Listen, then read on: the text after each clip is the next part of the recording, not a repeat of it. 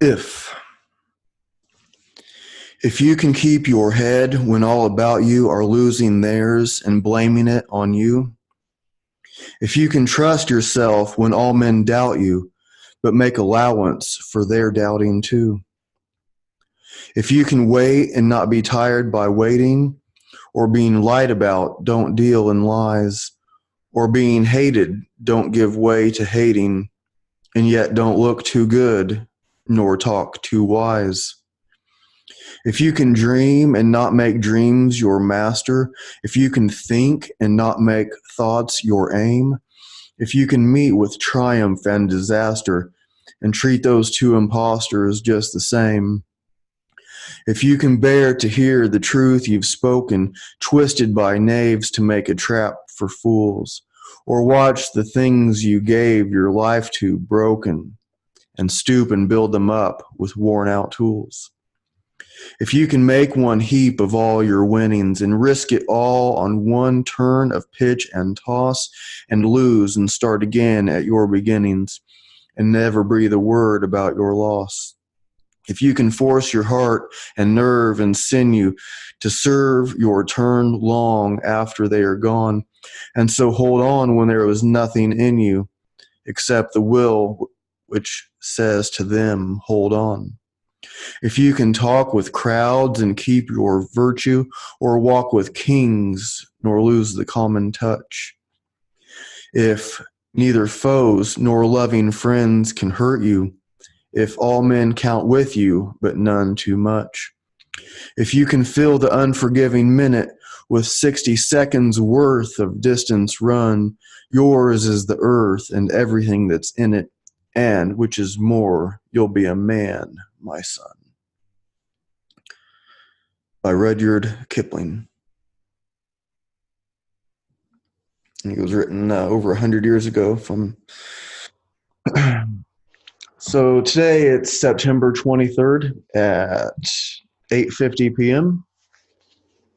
for me now. I know it's not for you. My dad died the morning of September 24th. It'll be 14 years. So it was about this time 14 years ago, I was making my way. He was staying at the hospice for his, which if you don't know, it's kind of like a hospital, but a little bit more pleasant.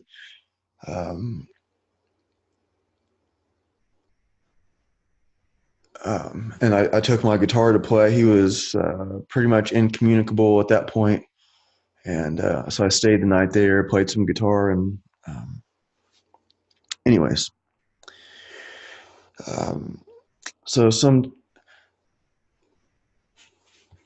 Let's see. Let's look into this poem here.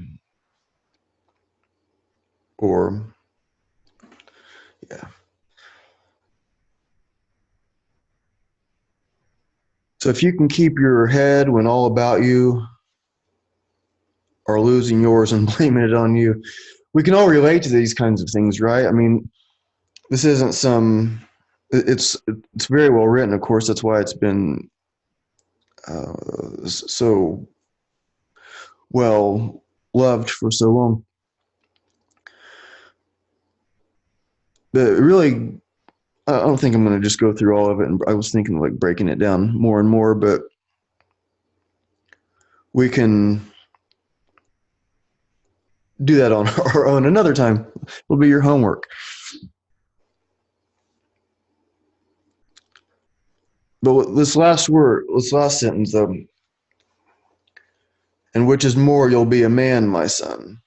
So this is what he wants for his son, to be able to get through this life strong. And nowadays you hear like all stuff like this, toxic masculinity and these sorts of things. Well, what is toxic masculinity? Well, I think it's a relatively small portion of the population that's talking about this. They just happen to be kind of loud.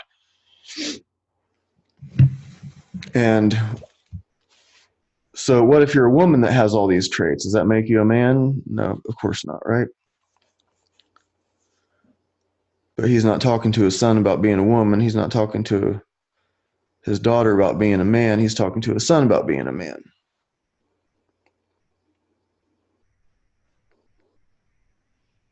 These are good virtues to have. That's what makes it a virtue. Good traits to have. So I guess I'm kind of tough on myself, and I have, it's kind of weird when your dad dies. My grandpa died about just a year and a half before my dad.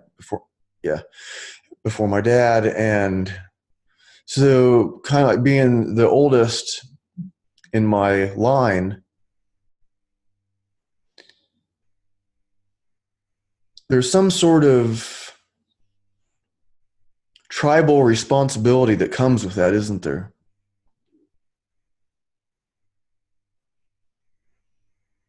Like we feel something about that, the oldest one.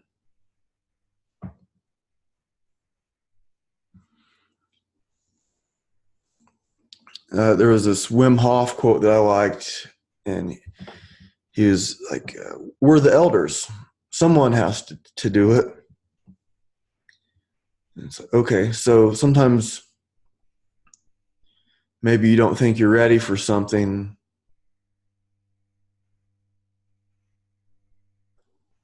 but you just have to keep going. And so the stuff I was trying to teach my kids, and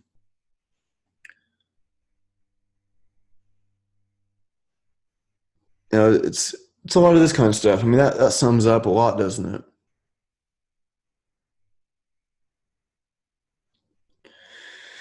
This is like the third time I restarted this podcast today. Actually, a little inside baseball for you. But at first, I thought it would be nice to have my windows open. It's nice outside. It'd be nice to have the wind blowing through. I rarely use my air conditioner. It's my electric bill was like $29 last month. So I like having the windows open and not have the air conditioner on. Sometimes I'll use the fan. If it gets real, I'll turn the air conditioner on at night, but when I'm going to sleep. So I'm not just sweating. But where was I? Oh, so this is like the third time I started the podcast. I had the windows open, and at first I was singing the song Wonder This World by Johnny Lang. It was written by someone else, actually, but Johnny Lang made it popular. And within just like, before I could even get through it, there's like loud ass motorcycles going by, and then a plane flies over, like, sound like he was just right over the roof doing that like Top Gun trick or whatever. So it gets kind of like frustrating. So I thought, well, maybe the microphone won't even pick it up, but it's so distracting to me. So I closed up all my windows and started again. And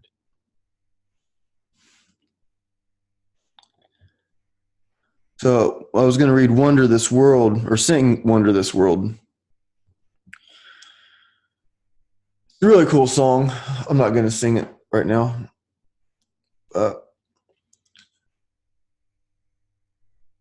It seems like there's some guys that have girlfriends all the time. They have all these girl problems all the time. And then, of course, women, it seems like they have, a lot of guys sending them messages of various sorts. And sometimes I'll see on Facebook, like a woman will screenshot the message, this guy asking her out, and she'll like, LOL, I get these all the time. This is Facebook, not a uh, dating app or whatever. And so like shows the picture of the guy, and maybe sometimes the guy's like sending vulgar pictures or whatever, and uh, but sometimes it just seems like a nice guy that is trying to break the ice a little bit. And then she decides to tar and feather him, drag him through town so everyone can see.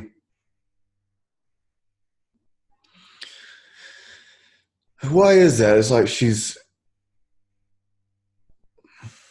I've seen it a bunch of times, so I'm not talking about like one in particular person. It hasn't been that long since I've seen this. Like, what's she trying to show? That a lot of guys find her attractive, or she just wants to embarrass this guy for some reason? You know what? What's the big deal? There's various books out there. I don't think I've ever gotten through a whole one, but sometimes I was somebody recommended this book to me, and I didn't realize what it was until I thought it was like something about relationships, and it was, but it was more like how to get women, like kind of put that way. And so I was trying to get through it, and I couldn't get very far. I was like, this does not resonate with me at all. But there's this kind of like the Boomhauer approach. So if you ever watch King of the Hill, there's one where Hank wants Bobby to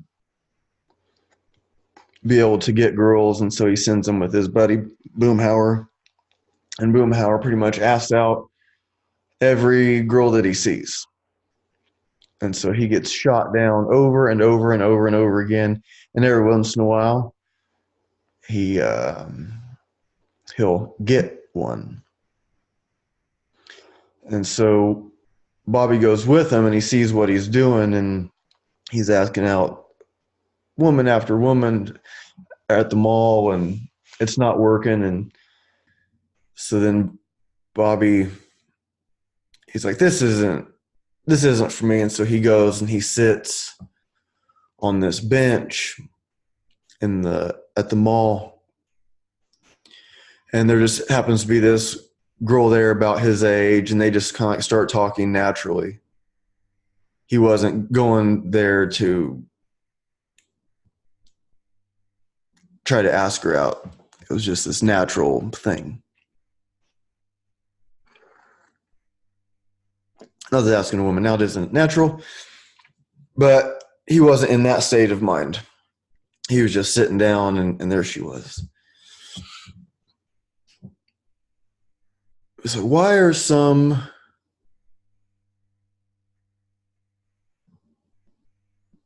guys like so intimidated about asking girls out? I think part of it could be like what happens, like if they're like publicly humiliated, when the woman makes a big deal out of his rejection. I went to this Thai restaurant with a buddy of mine. We're working on this big program. It's going to be awesome, but we were having some pictures done, which I really want to promote the photographer and stuff. She's really cool, really good. I think I'll do that later. I don't want to get too sidetracked right now. We're eating and we're just talking about like the program and whatever. And this very attractive woman comes in, looks like she's with her sister or something like that. And this is a Saturday evening.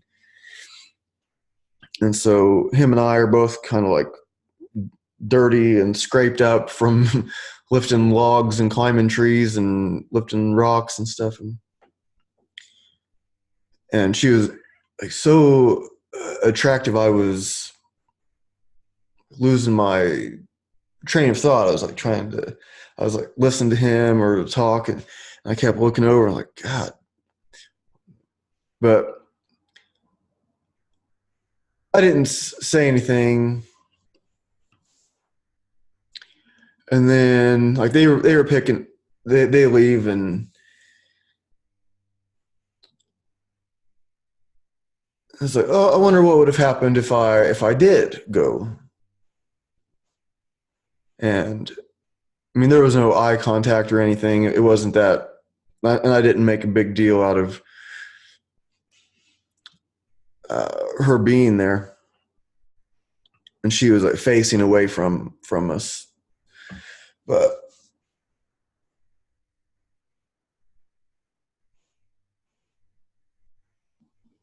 it's interesting how these little things, all these like little decisions that we make can really change the path of our life. You know, when I've, last girlfriend or something like that, what would have happened if I didn't ask her out? Once you start seeing someone, all of a sudden you're a big part of your life starts to go a different direction. Sometimes it's great. Sometimes it's great for a little bit, and then it crashes and burns. And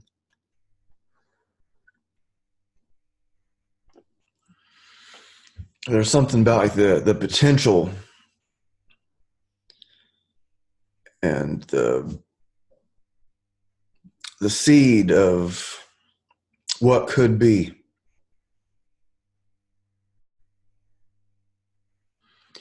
I was at a yoga class, and I was kind of seeing the teacher. We were kind of like sort of on and off for a little while.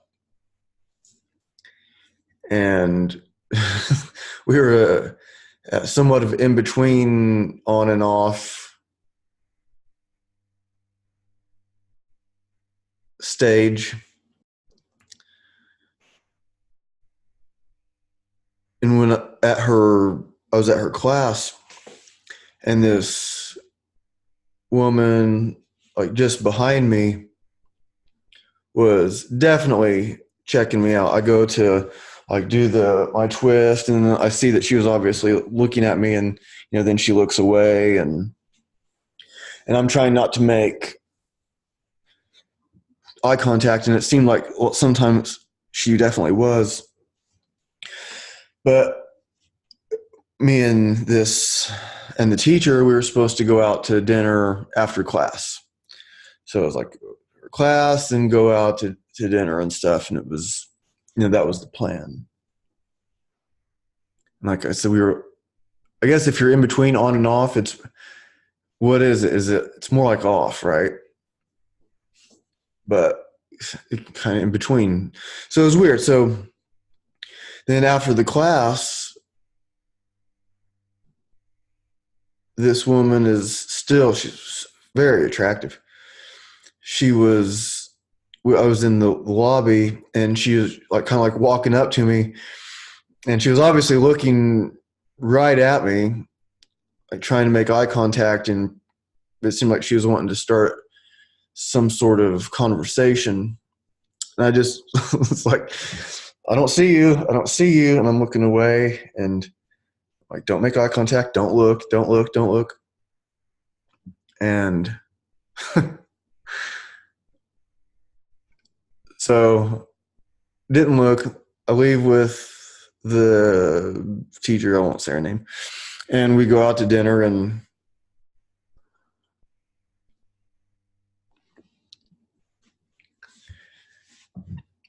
so it didn't work out with her and I.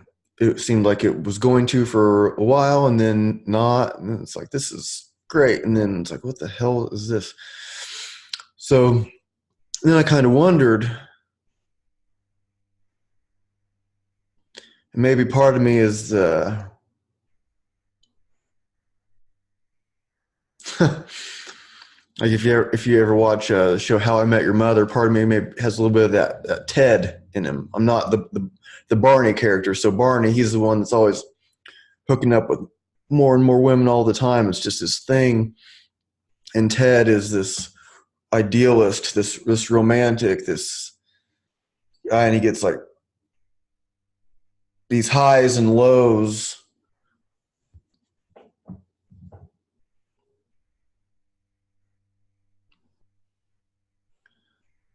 But I couldn't help but kind of wonder, like, well, what would have happened? You know, should I go back to the class?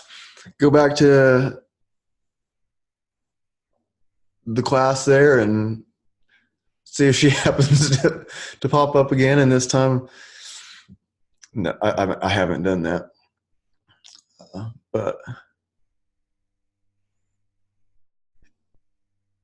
we hear about these other dimensions that are, according to physicists, and I was just watching one on, I don't know if it's Brian Carroll. I probably don't have that name right, but a physicist that was on the Joe Rogan show, they were talking about that. So it's not infinite U's and infinite dimensions, but it's a lot, and they have it pretty much proved, or it's a very good theory mathematically. The math works out. And so maybe one of me wasn't there at the class because I was going out to dinner with the teacher afterwards. I was just there, and I met this other woman and then went off in that direction. And that might sound kind of crazy, but according to these physicists, that's not crazy. And in fact, I don't think it's crazy to say in fact, or incorrect to say in fact, in very good theory at least, that actually probably happened. Now, I'm not a physicist, but I'm pretty sure I have that correct, according to, their math. It's like, what's going on in that dimension? Like, where that me did make eye contact, let the conversation spark, go out to dinner with her instead.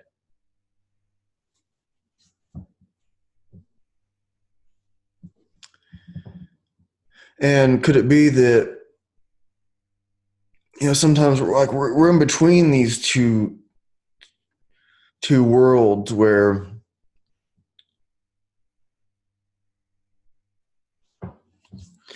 we see one. So there's this one world where this one dimension where I'm with the teacher. Then there's this other one where I end up with the other woman that was there as a student. And so right now I'm not with either one of them. So it's like this whole other world.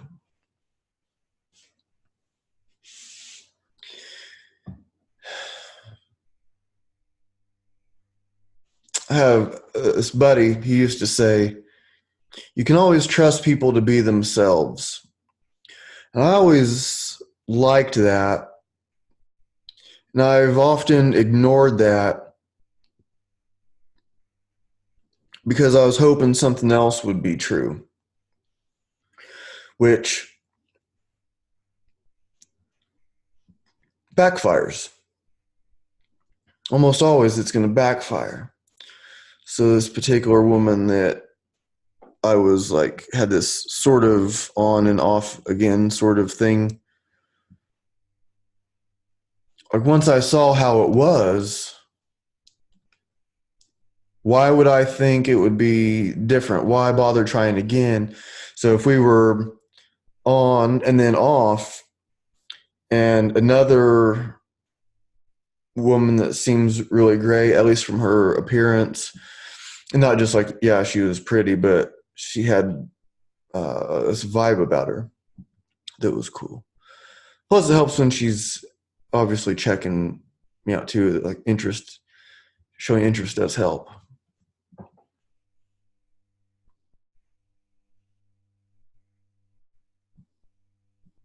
But it's hard. We fight ourselves, don't we? We fall into these patterns. So I was talking with my buddy about that Saturday night at that dinner, like these patterns. I told him something else, which I'm not going to get into, but basically,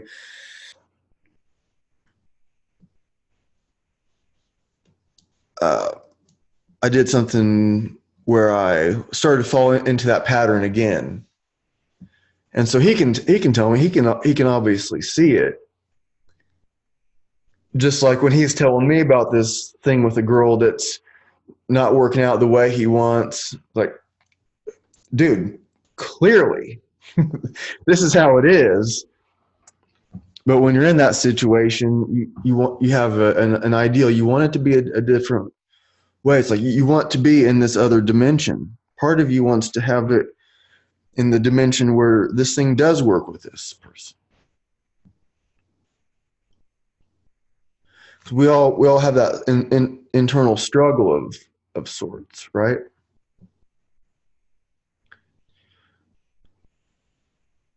There's like more than one view and want. We have opposing wants in these bodies, in these minds.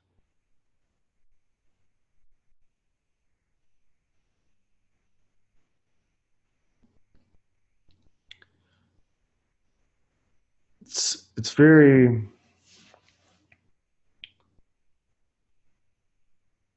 interesting how we end up working out what we're going to do with ourselves. Like there's these lessons in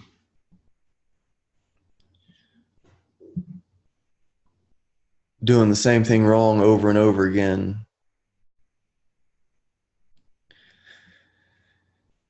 And then hopefully someone comes along and makes it real obvious that we should go their way. That our ways are merging.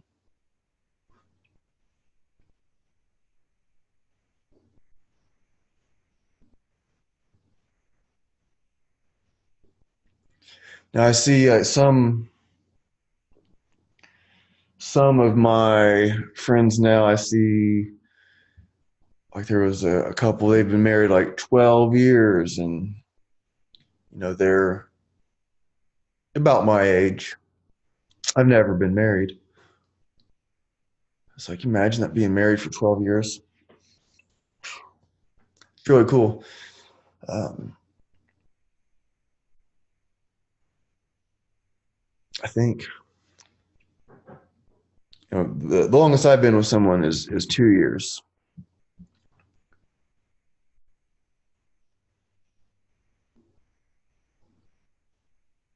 So to be able to like find someone that you just, well, I was thinking of the difference between, like, okay, like you settle down, you get married, you have kids, so you settle down. But then like you settle up your tab at the restaurant, or your bar. You settle up with you know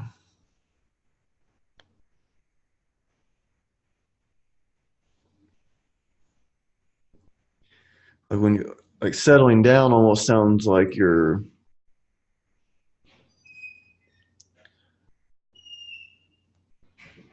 not fulfilling some potentials that you have, and in a way that you're not, because you have the potential to go off the rails and do all this dumb stuff and be self-destructive. And if you're in the right relationship, you'll be with a woman that doesn't really let you get away with going that way. she'll want what's best for you. She'll see your potential. And, like this poem, if there's, like in the poem, if there's a woman that can like keep it together like that and not be like harsh with you, but be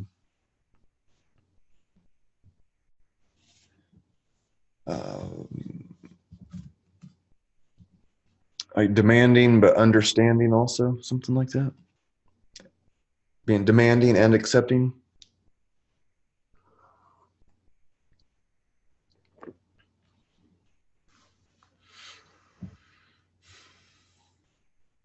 Well, I don't find like a real need to be with someone. I live by myself. I like the freedom of it. It'd be nice to find someone to have fun with, and it seems like relationships these days are changing. I'm on this dating app that I can barely stand. I don't really do much with it. I've almost just deleted my account, but I'm on there just but it's, for some reason I just clicked on it now just to kind of like see what's, but you like almost always, okay, so I just flipped to this first one. They almost always have their drinking pics. They have their outside in the nature pics. So they're it's not really I don't drink. And then some of them, seems like a high percentage of them are in these like polyamorous relationships, which I have no interest in whatsoever.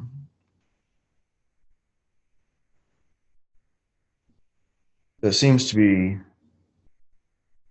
more and more popular, and I guess it's good that people can at least be honest, like with what they don't want to just be with one person, so at least they're not lying about it and hurting people in that way.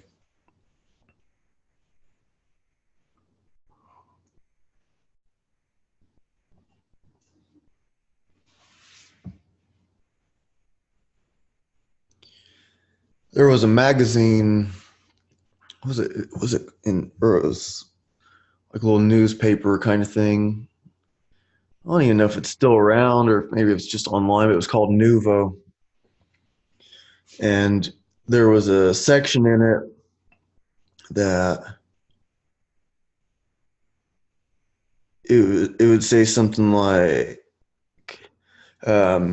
me wearing a black tank top and green shorts, you blue ribbon in your hair, and describing them. Saw you at the line at Starbucks on Broad Ripple Avenue.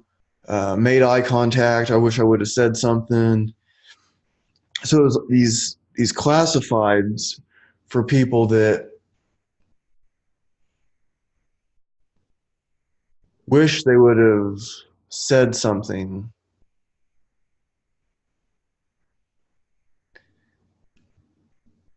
They wish they would have asked someone out but didn't. What is it, like, getting back to like what is it that makes it difficult? And where so many guys go wrong with how they go about their asking. I was at the library and there was this very attractive woman walking out. She was dressed up really nice. It looked like she had a meeting there. And there's this guy who's like wearing more like the baggy pants sagging down his butt, and he's got, these more like street clothes on, and he's like saying something to her, but not like walking up to her and being polite. It's more like, where are you going looking all sophisticated? Hey, he's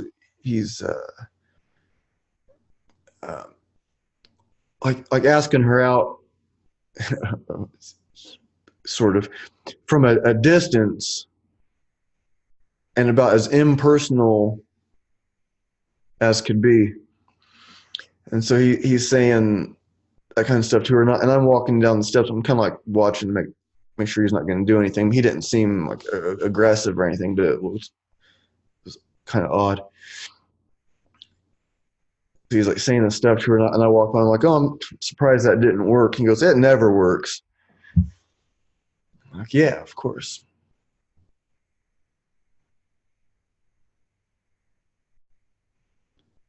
So why would you want someone that would respond to such things?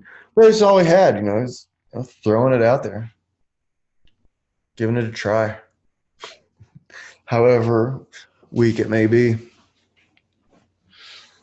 I had a dream a couple years ago. There was this Native American woman and a bear in this fenced area. And the woman, she was very powerful, and she had long black hair.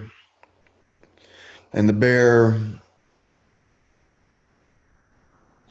was huge and on his two legs, if I remember right the whole time.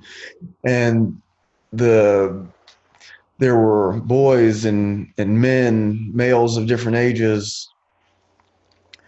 They had a chance to say something wise in a very short amount of time. They had to say something right on the spot that was wise, or the bear would attack.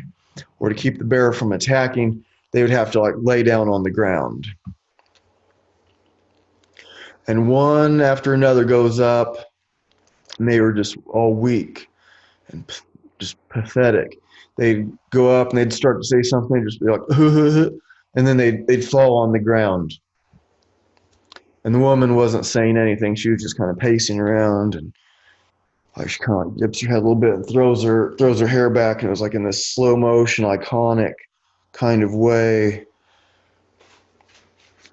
And she just like starts like kind of like pace around, and it got to be my turn. And I don't. What I remember is feeling the bear's tooth go into my hand, and I knew I was dreaming, and I could feel it in my body, my real body that's laying in the bed. So I saw it from like a first-person perspective in the dream. So meaning I could like kind of like see my hand, but I couldn't see my body. I couldn't see my face, my head. So I felt the bear's tooth go into my hand, and I was like twisting my arm to try to like keep it from tearing up my hand too bad. I don't remember anything after that. So I've thought about that dream quite a bit.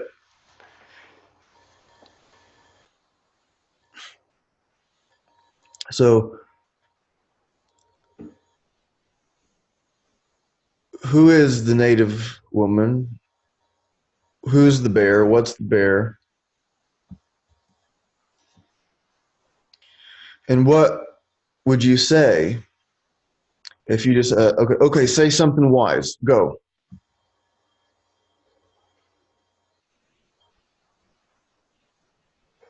So if I just ask you right now, say something wise. Go for it. What'd you come up with? So the native woman didn't say anything. The bear didn't say anything. So then I was thinking, and maybe I did this in the dream. I think there was a little gap in my memory, or but I don't think I said anything. Because what are you going to say to her?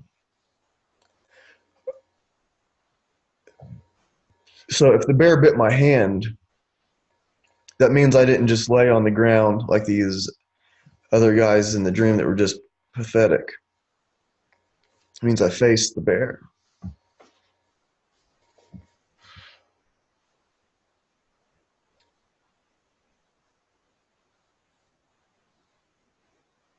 So what was the woman? So was the woman like the earth, like the world as it is, and then the bear are consequences for our actions, or like in some cultures there's like these there were these, maybe there still are, like these competitions for these women.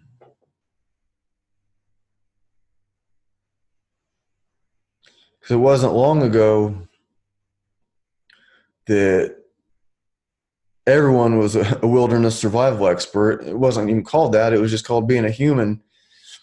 Everyone was tough, and if you were old or sick or of maybe some other constitutions, or then you're depending on the protectors of the tribe to take care of you. And as the protector, they should make sure that their people are taken care of. So if you're a woman, and she looked like she might have been in her mid 20s or so in the dream, 30 maybe. So what would she want with a weak man? What use would he be? So in the dream, it didn't seem like it was a tryout for to get her, or it was just. I mean, what I said was about all I remember, really.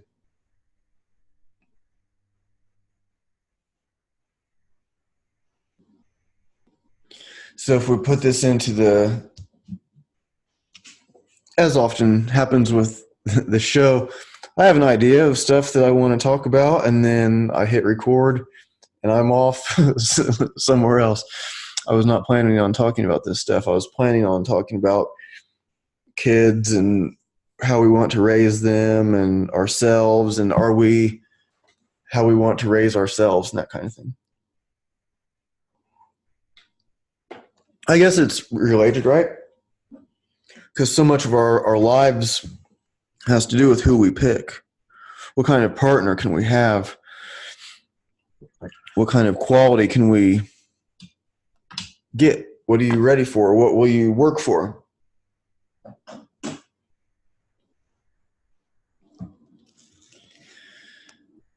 As I've told on the air many times, I know there's always new listeners, and especially with my, I did a couple of shows where I sing, and there's like a big spike in the listens. Uh, when I quit drinking, had this experience with this angel or bodhisattva or something, and what I learned from her was you have to be a magnet for what you want to attract. And so you think, are you the kind of guy that the kind of girl that you want would be attracted to?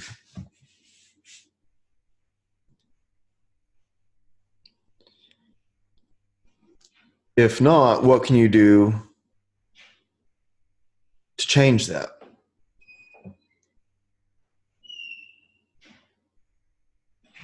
There can be an interesting contrast of what women say they want and what they end up choosing. But in these ideal scenarios, you're getting your ideal.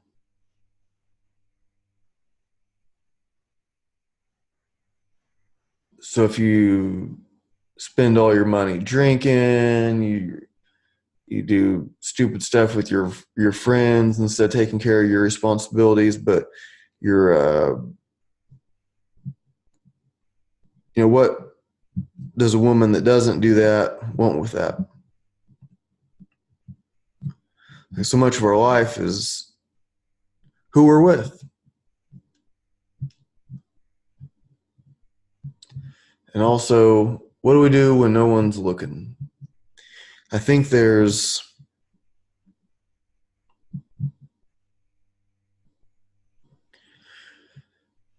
energetic imprint, sorts of energetic signature of our behaviors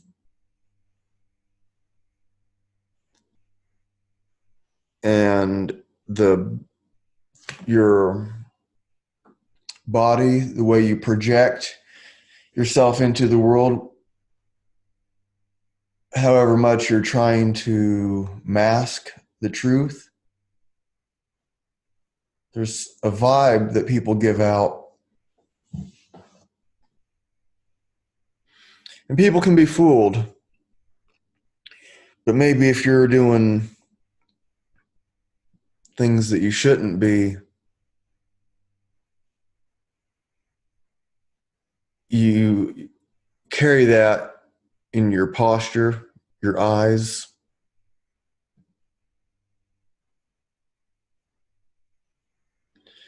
And so when people look at you, they already kind of know. Because don't you, like when you're attracted to someone, whether it's a guy, you're attracted to a woman that you want to date, or you're a guy and you're like attracted to like a buddy that, oh, I bet he's fun to hang out with, and that's kind of interesting how that works too. While you're attracted to friends, but you can kind of pick up on who is this guy really, and then you hang out and like, oh yeah, this dude's cool. He's fun to go to concerts with and train with, and I'm lucky enough to have some cool buddies like that.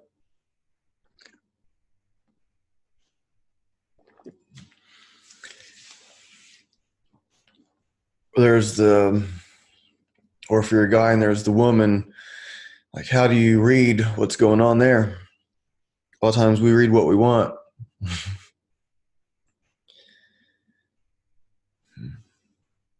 Yeah. I think I will just start. Here's a book. It's Sand and Foam by Kahlil Gibran. I hope I'm making sense here. It was, again, nothing that I planned on, really. And what does this? I guess it's all sort of related. So, I admire the man who reveals his mind to me. I honor him who unveils his dreams. But why am I shy and even a little ashamed before him who serves me? Well, I'll be. Isn't that what I was just talking about in ways, right? So I see this attractive woman at the restaurant. She's not like giving me the signal to come over to her.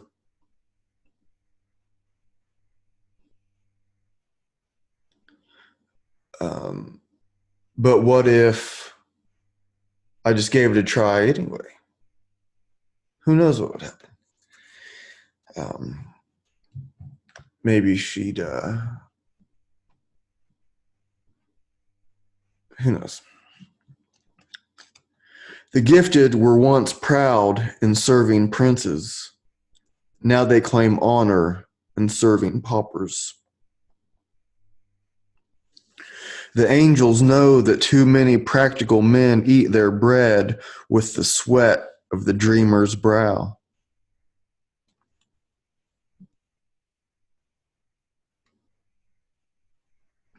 let's, let's dig into that one a little bit. That's interesting. What's going on here? The angels know that too many practical men eat their bread with the sweat of the dreamer's brow.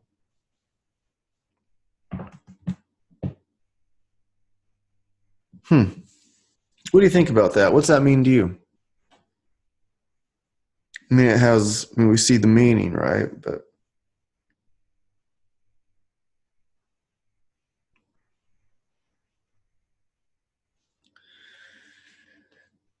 I think, so I lived my life in that way a lot. I started out as a trainer when I was 20 years old, and I did it full time for 2 years. Ended up quitting the business because I didn't like the business. I loved training people. I loved learning that way and working with people and helping people. But it was mainly the owner of the place I worked. He was such a control freak. He really ruined it for me, and he had the most successful personal training gym in town,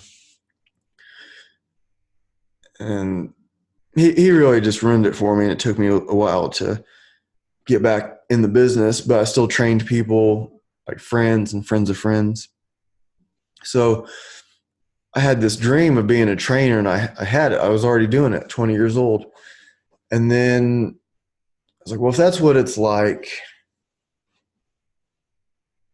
I would rather work doing something I don't really care about for money, and then be able to do what I really love for free. If I don't get paid for it, fine. I'm having fun training martial arts and lifting and just hanging out with friends, and they bring in new people and just fun. But I always wanted to have my own gym. I have my own gym now. And I still have a full-time job somewhere else. Does that make sense? So the angels know that too many practical men eat their bread with the sweat of the dreamer's brow.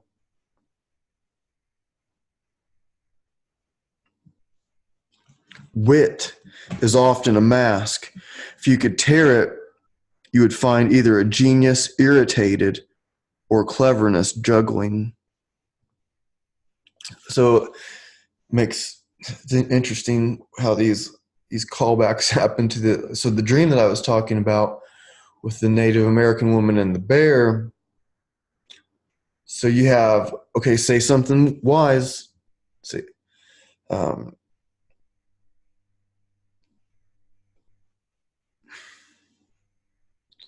but I think the answer would just be go stand with them, and don't say anything. But you have to have that truth.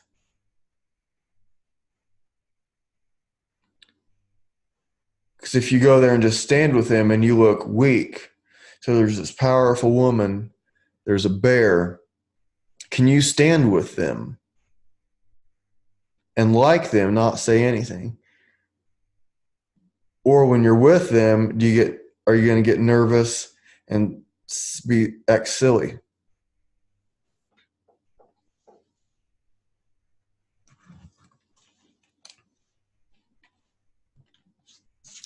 We choose our joys and our sorrows long before we experience them.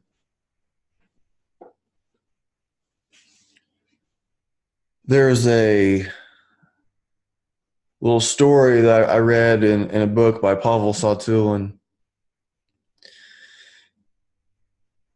And this Russian guy, he lives in this apartment, and this beautiful woman moves in the next floor up, and he sees her moving in,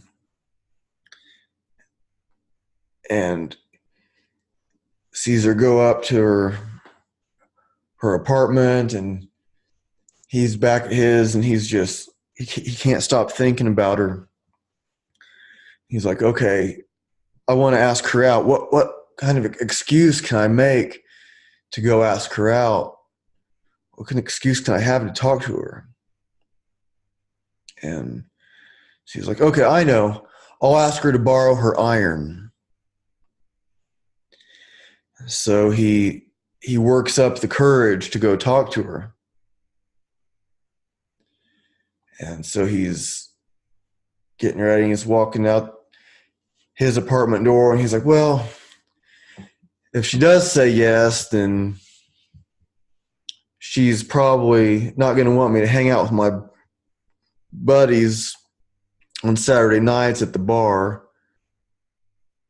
He takes a few more steps, and like, well, if it worked out, she's going to give me a hard time about watching the game instead of hanging out with her. He takes a few more steps, and she's going to probably end up giving me a hard time about my diet. And he starts walking up the steps, and he's like, she's probably going to give me a hard time about not exercising enough. And a couple more steps, and it's like, she's probably going to give me a hard time about my job. And a couple more steps, she's going to give me a hard time about my apartment. And so he ends up knocking on her door, and she answers. He says, just keep your damn iron. And he walks off.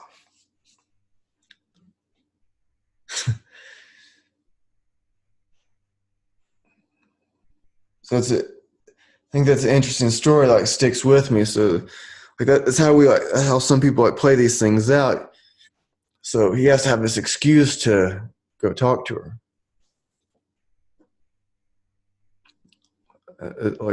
Just wanting to talk to her isn't enough. We do the coffee thing, right? Now it's popular to, do you want to go get a cup of coffee? It's this,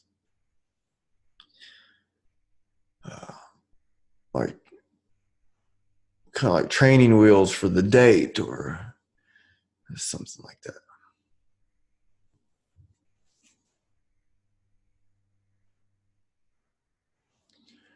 So he already plays this whole life out with her before he gets to the door.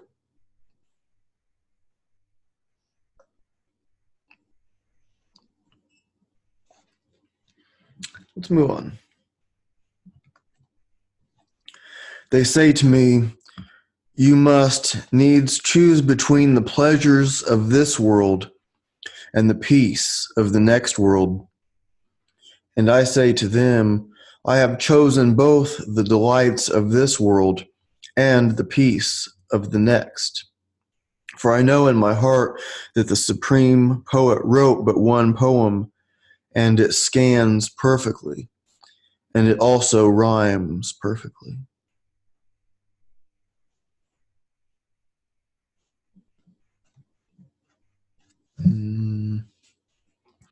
Faith is an oasis in the heart which will never be reached by the caravan of thinking.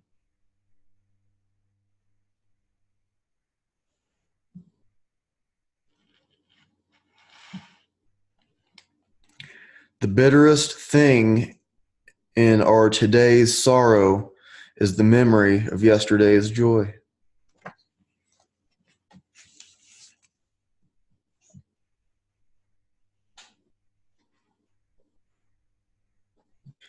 I really love Kahlil Gibran. I always mean to have all these books around from the library. And I always mean to read them more, but it's not really until I get on the podcast that I get to really read them. Or I could read them, but I don't.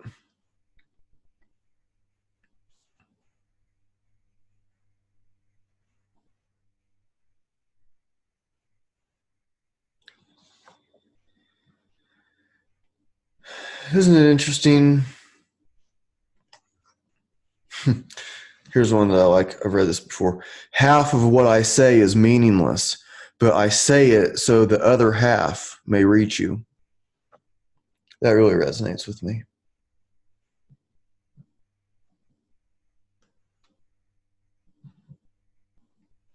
The real in us is silent. The acquired is talkative. That makes sense going back to the poem, right? So what do you say to the woman and the bear?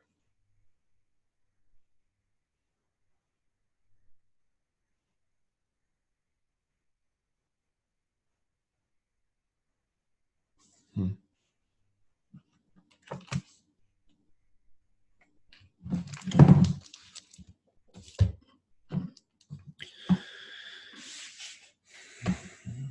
So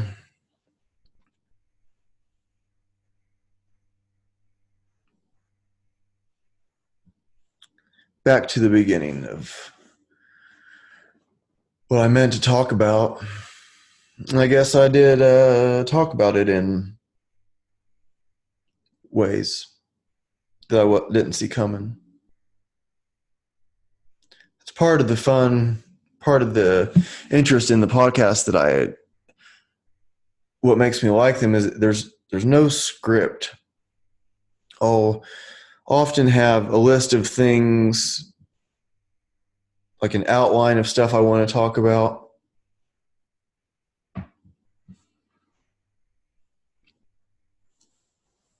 But then I often get surprised, and the last few times I haven't had one.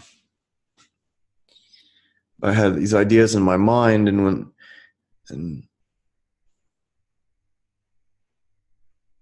I just don't get to them,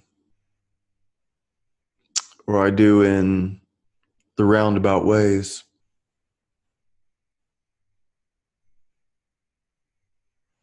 It's interesting catching these thoughts and what ones I want to give mind to. Which thoughts do you want to think about?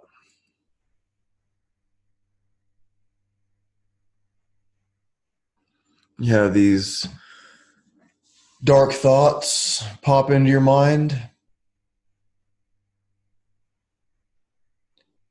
Do you go along with them? Imagine what it takes to make a horror movie, to write one out, direct it.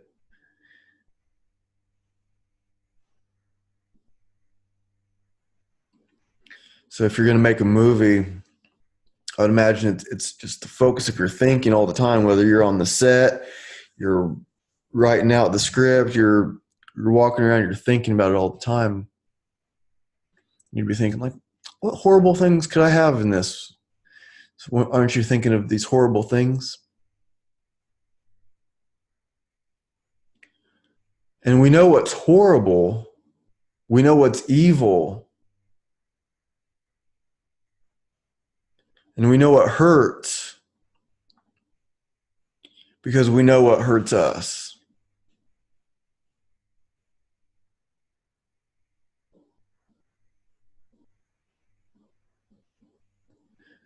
So our fears are probably much like the next guy's.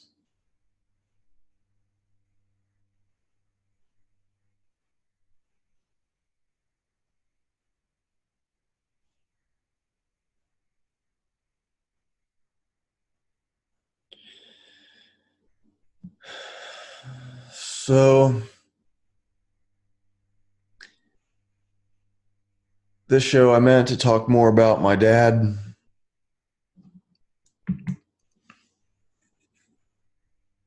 And then my kids.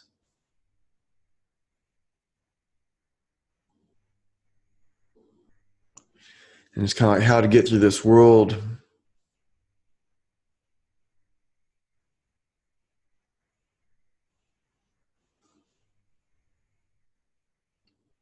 I guess it is what it is.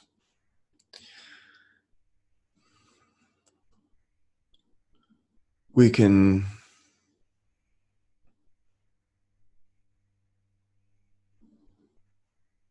just do what we can do. I bought a new guitar. I always feel bad about spending money on myself. It's like, oh, I could be paying, the credit card, more on the credit card bill or something like that. But a buddy of mine sold me this really nice guitar for $250. And then it's an acoustic electric. And I haven't had a new guitar in a long time. So that one that I was talking about when I played for my dad actually played that guitar too. I've had it for like 16 years. I haven't had any other guitar. And it's this old classical. And so I bought one off my buddy that's an acoustic electric. And it's easy to play. And I'm getting more used to playing it. And I ended up buying an amp. And so I'm like looking at all these different kinds of amps, and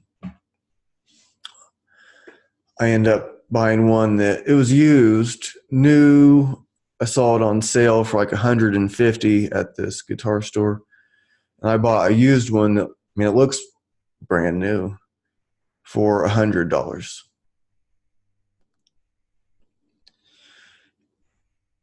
So what it does, obviously it makes the guitar louder, but it also,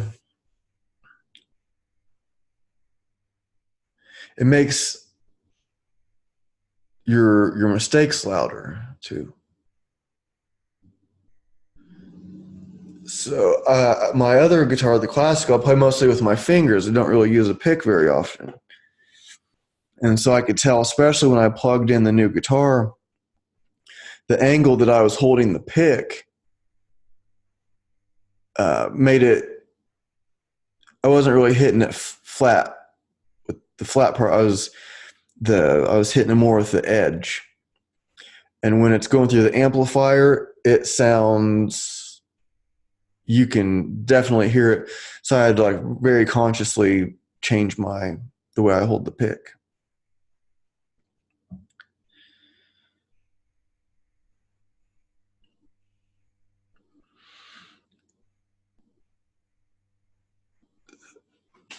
So think of like, what kind of amplifier do you have in your life that really puts your mistakes right in front of you? Maybe it's stuff other people wouldn't even notice. Maybe I'm playing, maybe nobody, other people would hear it, I'm sure, but maybe not. It's like you'd always hear that. You're just not, you need to change the angle of your pick a little bit. So, and it'll sound better.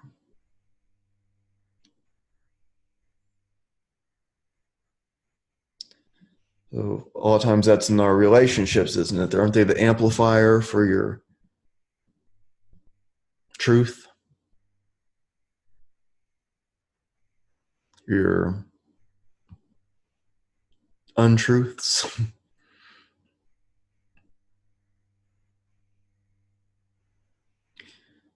So if you don't have a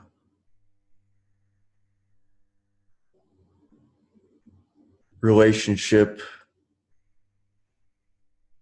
like with boyfriend, girlfriend, husband, wife, whatever,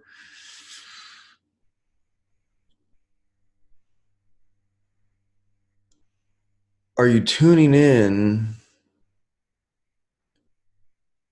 to your truth, or are you just pretending?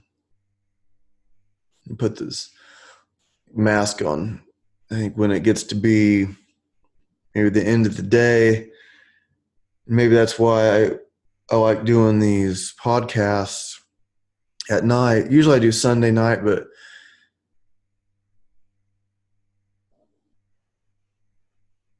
it's like the day's done. I'm not like, and it gets into like the reflective time of the evening, right?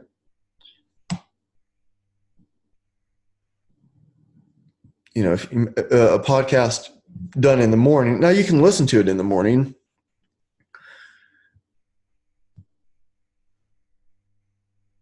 but if I was to like wake up extra early to do the podcast, or do it on, Saturday morning at 8 a.m. or something like that, it would be different.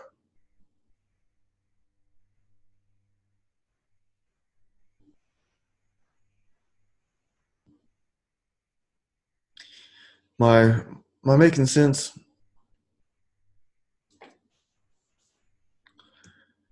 So in a way, this is my amplifier for my truth. I reveal things on the show that kind of surprised me.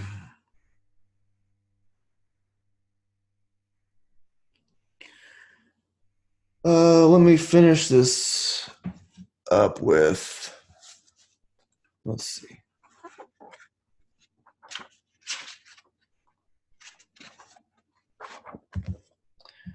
I think,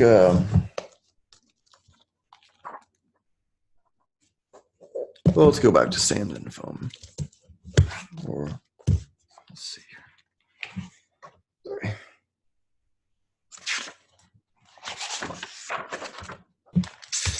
Yeah, let's just go to sand and foam. Flip through some and stop.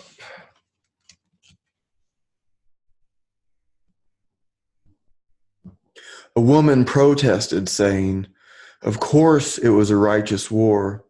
My son fell in it."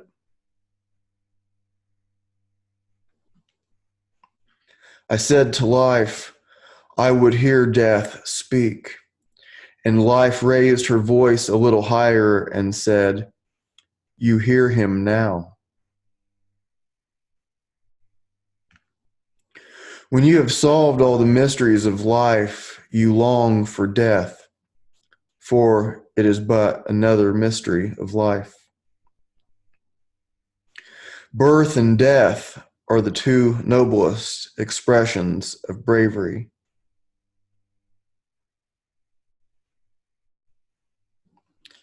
I remember I was talking about my dad dying 14 years ago tomorrow, and so I'm finishing it up by randomly choosing a page that happens to be about this stuff. Let's see what the next page has.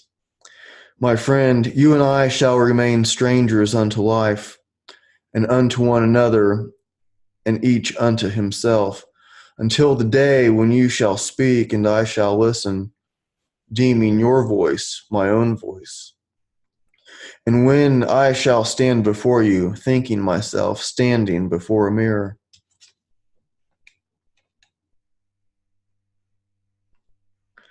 They say to me, should you know yourself, you would know all men. And I say, only when I seek all men shall I know myself. Man is two men. One is awake in darkness. The other is asleep in light.